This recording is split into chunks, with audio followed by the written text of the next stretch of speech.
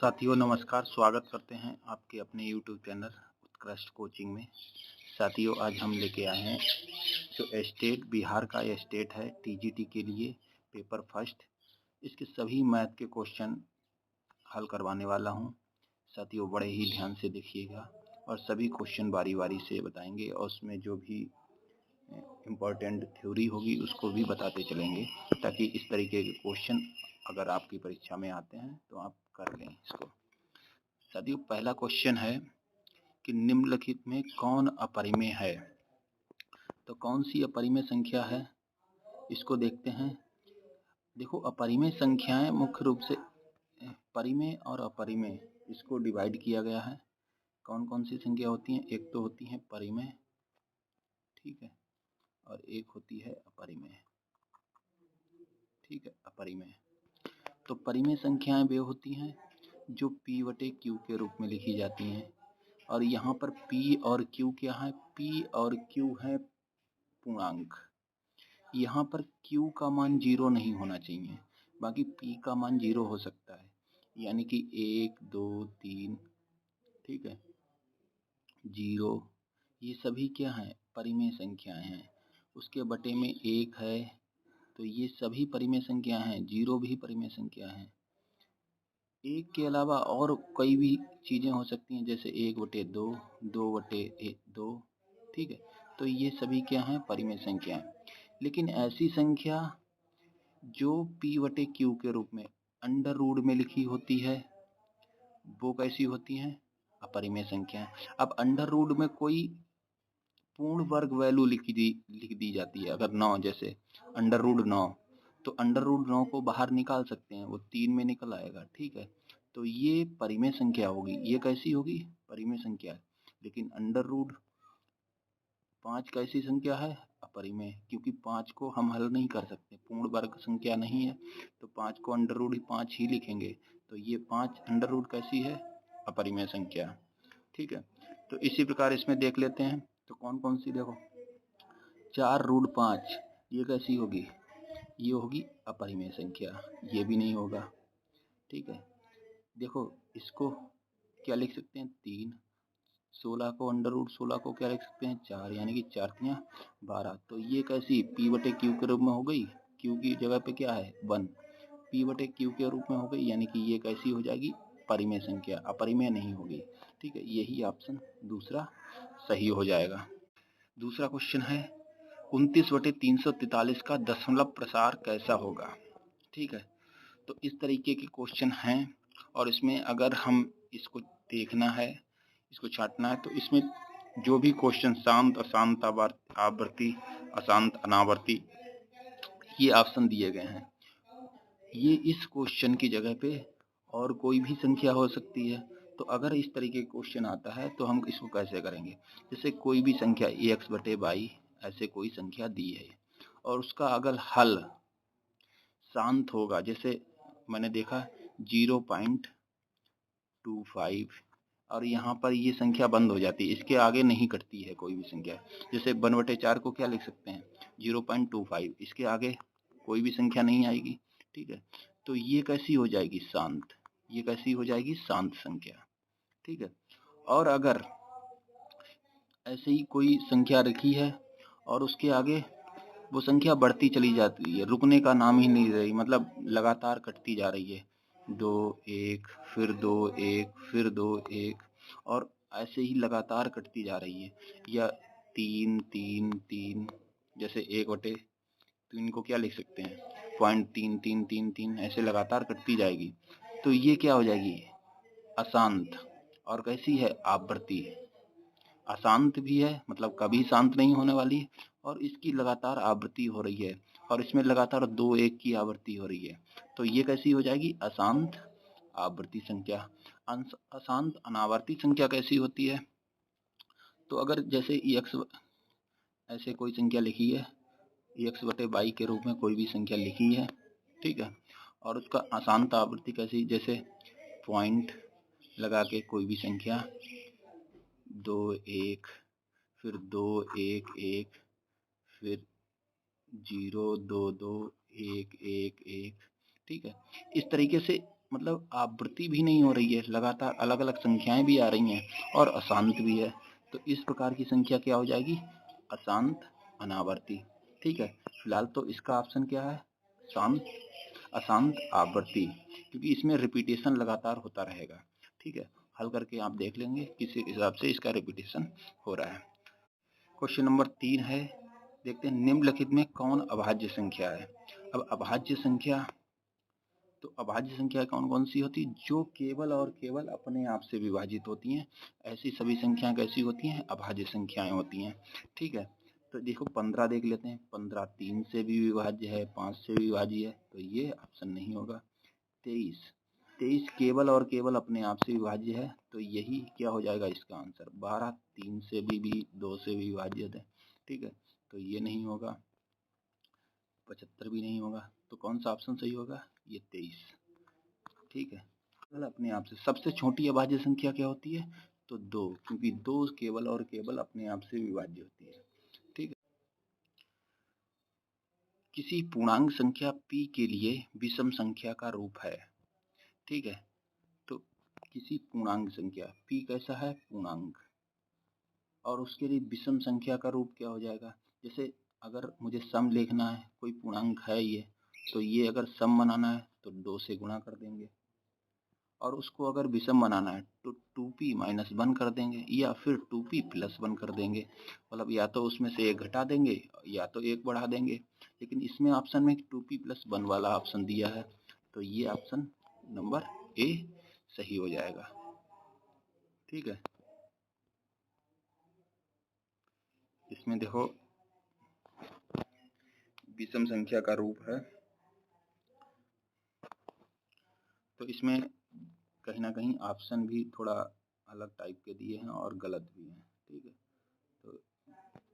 तो question number 5 देख लेते हैं। निम्नलिखित में कौन परिमेय संख्या है? अब परिमेय संख्या मैंने क्या बताया था? ये देखो, ये पता नहीं मिस प्रिंट है यहाँ पर, तो 2 - √3 इस तरीके का क्वेश्चन होगा। तो 2 - √3 कैसी संख्या है? अपरिमेय है।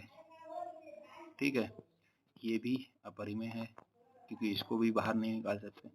√3 से √3 कट जाएगा, तो ये कैसी है? परिमेय संख्या। ठीक है, तो यही ऑप्शन सही हो जाएगा, तीसरा। अगला देख लेते हैं, क्वेश्चन नंबर 6। √5 एक संख्या है, कैसी संख्या है? तो √5 बता ही चुके हैं, कैसी संख्या है? अपरिमेय संख्या है, क्योंकि इसको रूट से बाहर नहीं निकाल सकते हैं। ठीक है, अगला देखते हैं।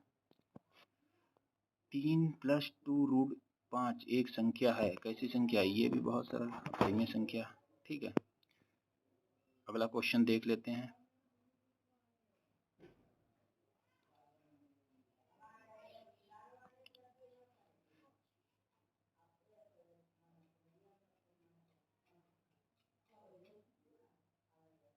A = BQ + R में मासा AB,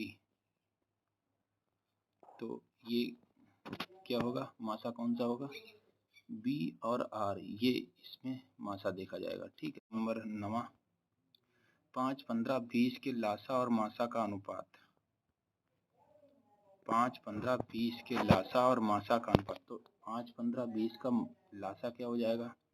देखो, अब 5, 15, 20 का लासा 15, 20, 5, 5 × 15, 5 × 20, 3, 3 एकम, ठीक है, 4 × 12, 5 60, 60 क्या हो जाएगा इसका? 60 हो जाएगा इसका लासा। मासा क्या हो जाएगा? 5। मासा क्या हो जाएगा? 5। तो इसका अनुपात 5 एकम 5, 5 दूनी 10, यानी कि 12 इसका क्या हो जाएगा? 12:1। तो ये इसका क्या हो जाएगा? लासा और मासा का अनुपात। ठीक है, ऑप्शन नंबर डी। उसके बाद देख लेते हैं क्वेश्चन नंबर 10वां। 53 सही 1/√2 एक है, कैसी संख्या है? तो ये है एक अपरिमेय संख्या। कैसी संख्या है? अपरिमेय संख्या, क्योंकि रूट है, रूट को बाहर नहीं निकाल सकते हैं। ठीक है, अब क्वेश्चन नंबर देख लेते हैं। क्वेश्चन नंबर 11, यदि 65 क्या है, 65 और 117 का मासा कितना है, 65m माइनस 117 के रूप में है, तो m का मान है, तो m का मान क्या होगा। ठीक है, तो इसमें देख लेते हैं। अब देखो, पहले तो हमें इसमें देखना है कि इसमें मासा एक्चुअली है क्या। 65 और 117 में मासा एक्चुअली में क्या है, तो 65 और इसमें मासा हो जाएगा, देखो कॉमन क्या हो जाएगा 13 इसमें, तो वही क्या हो जाएगा मासा। अब मासा ये दिया क्या हुआ, इन्होंने क्या दिया 65m माइनस 117।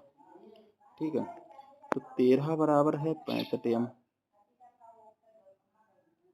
65m माइनस 117, ये 117 इधर आएगा, कितना हो जाएगा 7 3 10, 11 1 12, 13 और ये 65, तो 65 दूनी क्या हो जाएगा 130, यानी कि m का मान हो जाएगा 2।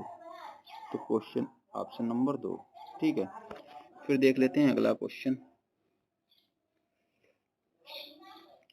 क्वेश्चन नंबर 12, n के किस माने पर संख्या 4n, देखो मिसप्रिंट है यहाँ पे, 4 की घात n शून्य होगा, 4 की घात n शून्य होगा। तो n के किस मान, देखो n का अगर यहाँ पर मान 0 भी रखेंगे ना, तब भी इसका मान बन जाएगा। ठीक है, और -1 रखे, जैसे ही जैसे माइनस जाएंगे तो बटे में 1/4, जैसे -1 रख दिया तो बन 1/4, मतलब 0 कभी नहीं होगा, शून्य कभी नहीं होने वाला। अगर माइनस में भी वैल्यू जाएंगी घात की, तब भी शून्य नहीं होने वाला है।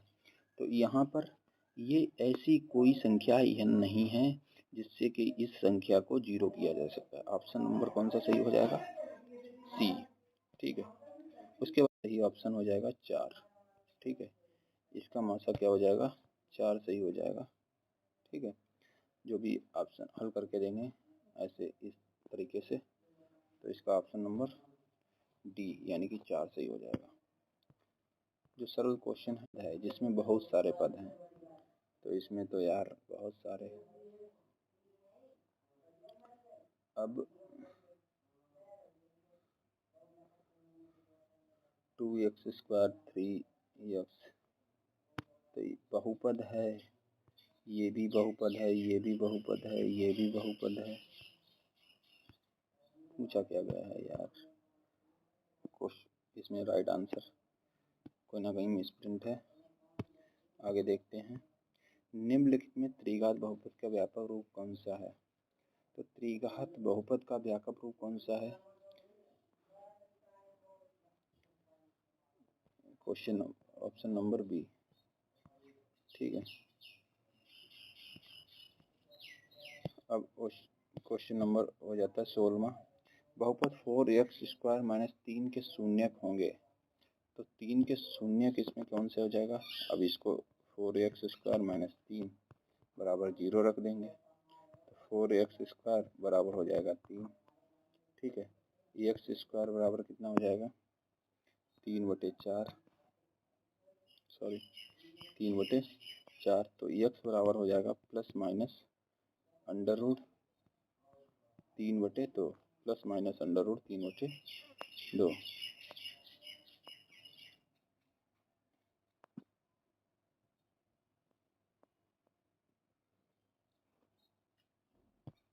तो इसमें कौन सा, ये ऑप्शन नंबर सी सही हो जाएगा।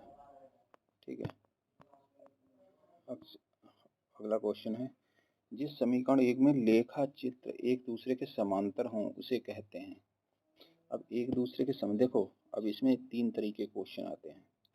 एक तो लेखा चित्र एक दूसरे के समांतर हों, एक लेखा चित्र एक दूसरे के इंटरसेक्ट करते हों मतलब प्रतिच्छेदी हों, और एक तो लेखा चित्र एक दूसरे के संपाती हों, मतलब यहाँ पर एक दूसरे के ऊपर लाइनें हों। ठीक है, तो जब एक दूसरे के समांतर हों तो वो कैसी रेखाएं होंगी, अविरोधी। कैसी, अविरोधी, मतलब कभी भी एक दूसरे का विरोध नहीं करेंगी।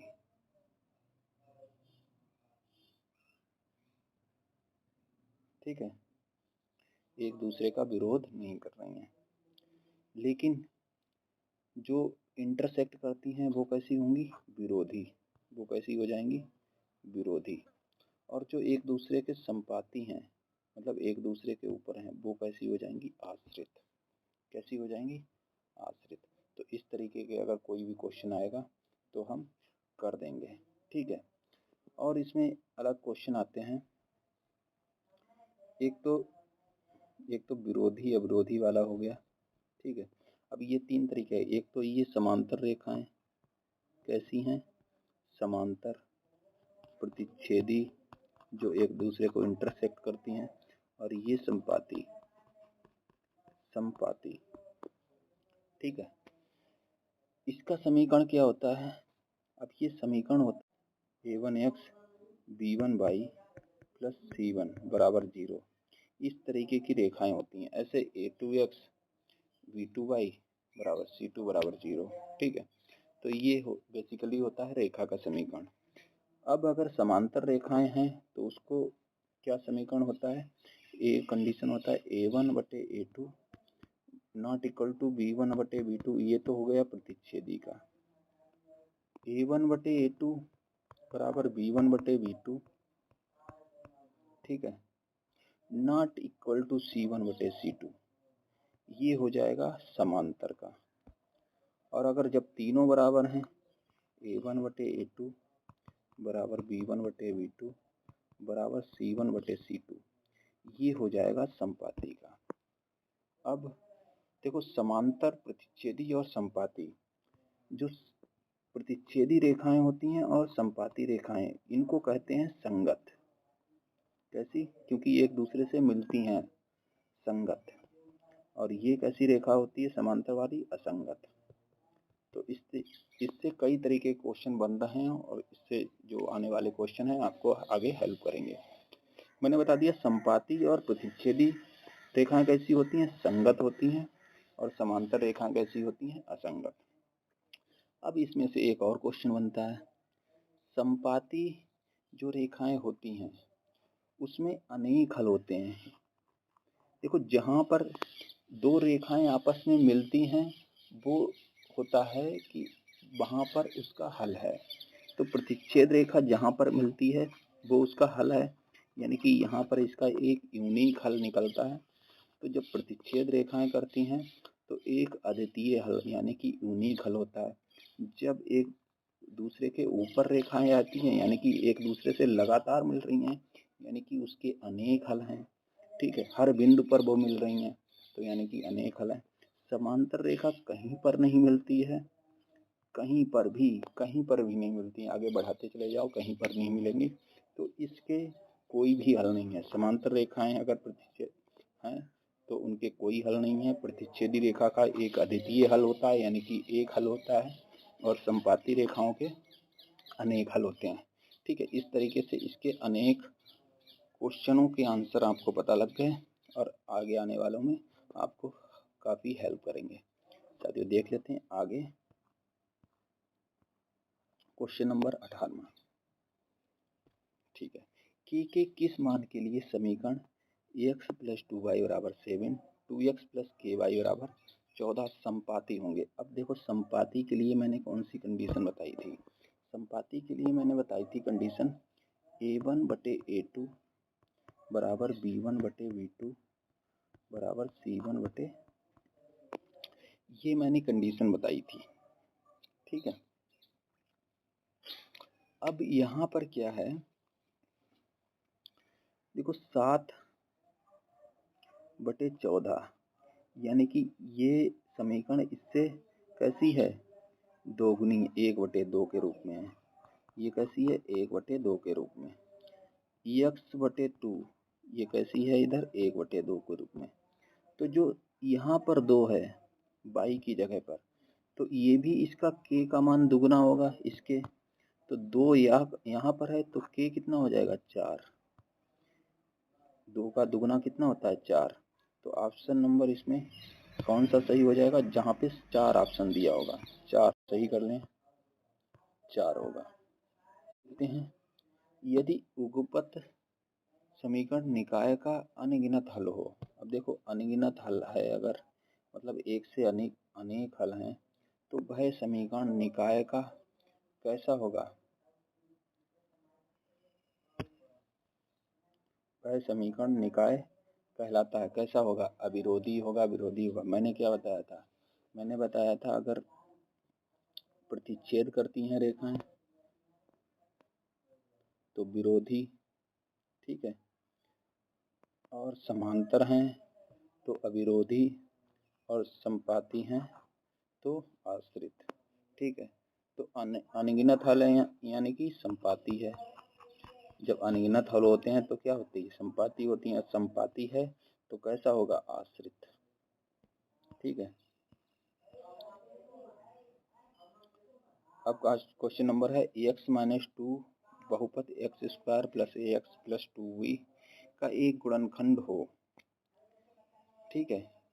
तो a + b = -2 हो तो a और b का मान। अब देखो इसको ऑप्शन से कर लो, बहुत अच्छा रहेगा। ऑप्शन से कर लो। a + b = -2, a + b, तो a और b का मान बताओ। देख लो यहाँ पर a और b कहाँ पर ऐसा होगा कि इन दोनों का योग -2 आ जाएगा। -1 और -3 का योग कभी -2 आ सकता है? ऑप्शन कर दो। a और 1 और 3 का योग -2 आ सकता है? नहीं आ सकता, कट कर दो। -3 + 1 क्या आ जाएगा? -2। ऑप्शन ये वाला सही हो जाएगा। इसमें तो नहीं आ सकता, इसमें 2 आ जाएगा प्लस का, ठीक है। तो ये भी नहीं हो। ऑप्शन नंबर कौन सा सही हो जाएगा? सी, ठीक है। तो कभी कभी ऑप्शन से ही काम चल जाता है।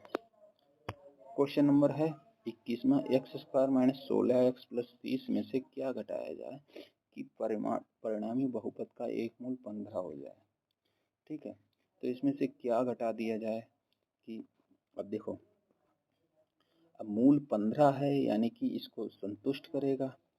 तो इसमें से क्या दे, मैंने मान लिया कि x घटा दिया जाए, तो x² - 16x - 30 में से क्या घटा दिया जाए? x घटा दिया, मतलब मान लिया मैंने a घटा दिया, तो उसका मूल्य क्या हो जाएगा? 0, मतलब 15 हो जाएगा।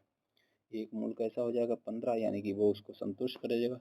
तो 15 का स्क्वायर 225 -16 15, 15 छक्का 90, 15 एकम 15 और 9, 15 9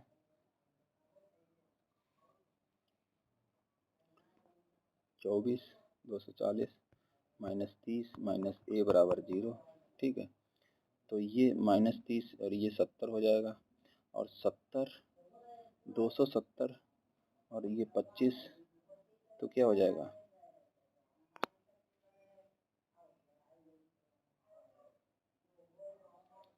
70 यानी कि 45,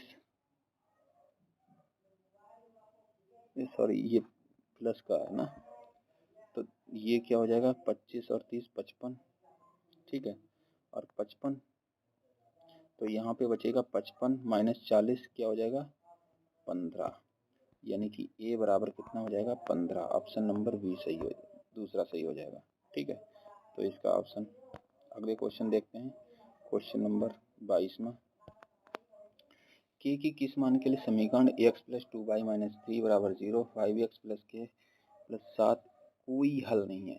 अब कोई हल नहीं है यानी कि कैसी है? समांतर रेखाएं हैं, ठीक है। तो समांतर रेखाओं के लिए क्या कंडीशन होती है? a1/a2 = b1/b2 ≠ c1/c2। तो हमें केवल जो बराबर वाली कंडीशन है इसको फॉलो करना है। तो x के साथ में कौन सा है? 1/5, यहाँ पे x के मान 1 और यहाँ पर 5, 1/5 बराबर क्या हो जाएगा? 2/k। तो k बराबर क्या हो जाएगा? 10। k बराबर कितना हो जाएगा? 10, यानी कि ऑप्शन नंबर बी, ठीक है। अगला क्वेश्चन देखते हैं। यदि बहुपद x² - 5x + k एक का एक शून्यक 2 है तो k का मान। अब एक शून्यक 2 है यानी कि इसको संतुष्ट करेगा। तो 2 का स्क्वायर -5 गुणा 2 प्लस k बराबर 0। 5 दूनी 10 और 4, 10 में से 4 गए, कितने बचे? 6 माइनस का 6 प्लस k बराबर 0, यानी कि k बराबर कितना हो जाएगा? 6। ऑप्शन नंबर 2 सही हो जाएगा। उसके बाद देख लेते हैं क्वेश्चन नंबर 24।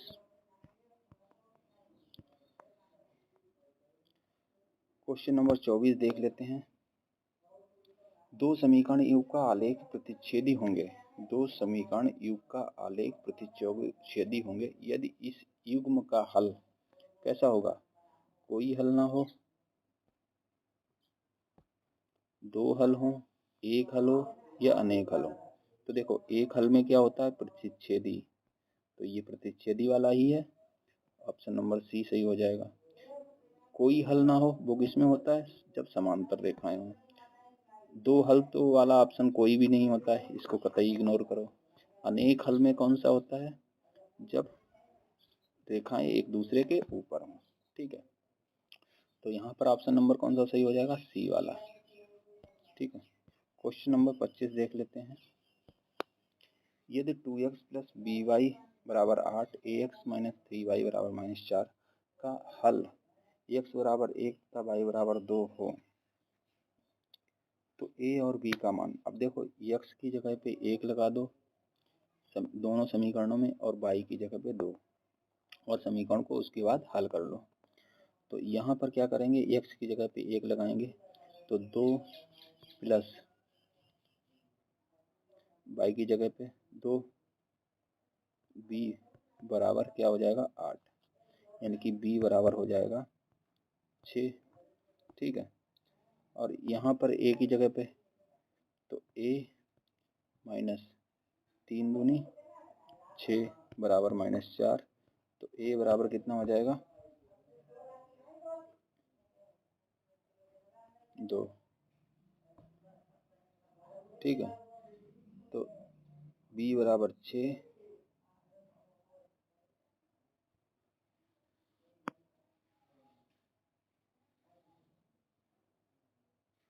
देखो क्या किया मैंने गड़बड़।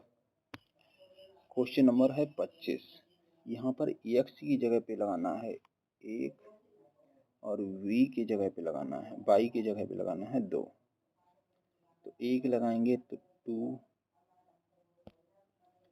2 प्लस y की जगह पे लगाना है 2, यानी कि 2b बराबर 8 हो जाएगा।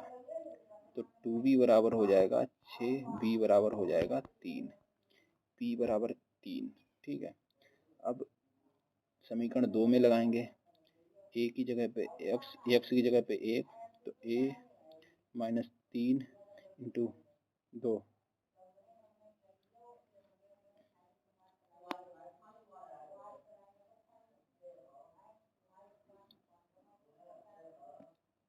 y की जगह पे 2 -4, तो a बराबर कितना हो जाएगा? यहाँ पे 6 उधर जाएगा, 6 - 4 यानी कि 2। तो 2 और 3, 2 3, ऑप्शन नंबर 1 सही हो जाएगा। ठीक है, अगला क्वेश्चन देखते हैं 26। क्वेश्चन नंबर 26 हो जाएगा।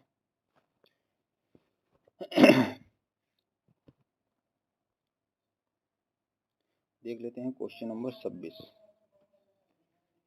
जिस समीकरण निकाय का अद्वितीय हल होता है, यानी कि अद्वितीय मतलब एक हल होता है। कैसा? एक हल होता है, तो समीकरण निकाय कहलाता है। कैसा कहलाता है? विरोधी। ठीक है, option number A. Sorry, clear करना है इसको। अद्वितीय हल होता है, देखो वहां पर जो भी बताया था, जब अद्वितीय हल होता है मतलब प्रतिच्छेदी होते हैं तो कैसा होगा? अविरोधी। ठीक है, अविरोधी, एक दूसरे का कैसा कर रहे हैं? विरोध नहीं कर रहे हैं। विरोध कौन करता है? जब एक दूसरे से दूर भागते हैं लोग तो विरोध होता है ना। जब विरोध होता है तो एक दूसरे से मतलब रास्ता बदल लेते हैं। ठीक है, तो वही बात है। ये कैसे हैं? अविरोधी, मतलब विरोध नहीं है। विरोध नहीं है तो एक दूसरे से मिलेंगे। जिनका विरोध होता है वो एक दूसरे से नहीं मिलते हैं, कभी भी नहीं मिलते हैं। तो यानी कि समांतर वो कैसे होंगे? विरोधी। समांतर वाले विरोधी होते हैं। ठीक है, क्लियर कर लो इस चीज को। मैंने उधर थोड़ा गलत बता दिया था और इसको क्लियर कर लेते हैं इसी को। ठीक है, इस क्वेश्चन में जो कभी नहीं मिलते हैं वो कैसे होते हैं? विरोधी। जो मिल जाते हैं, जो मिलनसार होते हैं, एक दूसरे से मिलते हैं, मतलब उनमें कोई विरोध नहीं है, तो वो कैसे होंगे? अविरोधी। ठीक है। और जो एक दूसरे के ऊपर मतलब मिलते रहते हैं, अनेक हल होते हैं जिसके, तो वो संपाती वाली जो कंडीशन होती है उसमें क्या होता है? आश्रित। ठीक है, तो ये चीज़ें मेरे हिसाब से क्लियर हो गई। अगर इस तरीके का क्वेश्चन आएगा तो उड़ा देंगे इसको। ठीक है, चलिए आगे बढ़ते हैं। Question number 27। यदि समीकरण निकाय a1x प्लस b1y बराबर c1 तो a2x प्लस b2y बराबर c2 का आलेख एक दूसरे को निश्चित बिंदु पर प्रतिच्छेद करे, तो अगर प्रतिच्छेद करती है कोई दो लाइनें एक दूसरे को, तो उसके कैसे हल होंगे? मैंने कहा था प्रतिच्छेद अगर करती हैं तो उसका केवल एक हल होगा, यानी कि अद्वितीय। ठीक है, एक और केवल एक। जब समांतर होती हैं तो कोई हल नहीं, कोई नहीं, और जो संपाती होती हैं तो अनेक हल। ठीक है, इस तरीके का क्वेश्चन आएगा। यहाँ पर होता अगर अनेक हल तो कौन सा? ठीक है, तो यहाँ पे केवल और केवल एक, ऑप्शन नंबर बी सही हो जाएगा। अगला क्वेश्चन देखते हैं। अगला क्वेश्चन है, यदि उपपद समीकरण निकाय a1x प्लस b1y बराबर c1, तो ये दो आलेख हैं। ठीक है, संपाती हैं, तो इस पे चर्चा हो चुकी है, एक और केवल एक। ठीक है, क्वेश्चन नंबर 29वां, 1 2 3 4 डॉट डॉट n का माध्य ज्ञात करें। अब इसमें सभी प्राकृतिक संख्याएं हैं, तो इसका माध्य क्या हो जाएगा? देखो, योग होता है n प्लस 1/2। ठीक है, और इसका माध्य क्या हो जाएगा? n plus 1/2। माध्य हो जाएगा n प्लस 1/2। देखो, इवन ऑड नंबर का होता है n स्क्वायर। ठीक है, तो इसका क्या हो जाएगा? n हटा देंगे, एक n हटा देंगे तो n हो जाएगा ऑड नंबर का माध्य। इवन नंबर का आप कमेंट करके बताएंगे। ठीक है, बाकी चलते हैं आगे। c के किस मान के लिए द्विघात समीकरण ax², c के किस मान के लिए द्विघात समीकरण ax² plus bx plus c के मूल समान होंगे?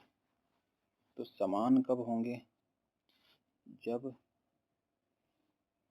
अब जैसे v² बराबर होता है 4ac। ठीक है, तो समान कब होंगे? c के किस मान के? तो c का मान निकाल देंगे v²/4a। ऑप्शन नंबर कौन सा हो जाए? v²/4a, option number B. ठीक है, क्वेश्चन नंबर अगला देख लेते हैं। ax² plus bx plus c के मूल एक दूसरे के व्युत्क्रम हैं। व्युत्क्रम वाले में एक कंडीशन हमेशा लगानी है। देखो, इसके जो मूल हैं वो कैसे निकाले जाते हैं? दो कंडीशन हो, एक तो मूलों का योग, अगर अल्फा और बीटा दो मूल हैं तो मूलों का योग होता है -b/a, और मूलों का गुणनफल क्या होता है? Alpha into beta c/a। देखो, योग में माइनस लग जाता है, अल्टरनेट चीज़ें चलती हैं, और जैसे ही गुणनफल करते हैं c/a। ठीक है, अब इस यहाँ पे कह दिया एक दूसरे के व्युत्क्रम है, तो अल्फा और बीटा ये अगर एक दूसरे के व्युत्क्रम है तो इनकी गुणा कितनी आएगी? एक आएगी, जाहिर सी बात है। तो c/a हो जाएगा, तो c बराबर क्या हो जाएगा? a, ऑप्शन नंबर सी सही हो जाएगा। ठीक है, अब साथियों, इसी के साथ हम अपनी वीडियो को समाप्त करते हैं और इसमें 31 क्वेश्चन हो चुके हैं। इस पेपर में 100 क्वेश्चन आते हैं प्रत्येक स्टेट में, तो बाकी के बचे हुए क्वेश्चन अगले पार्ट में कराएंगे और ऐसे ही विद सॉल्यूशन, ताकि और भी क्वेश्चन इन्हीं क्वेश्चन से बन सकें। साथियों, ये मैंने 31 क्वेश्चन जरूर कराए हैं, लेकिन इससे बनने वाले कई क्वेश्चन बन सकते हैं। इसी के साथ समाप्त करते हैं।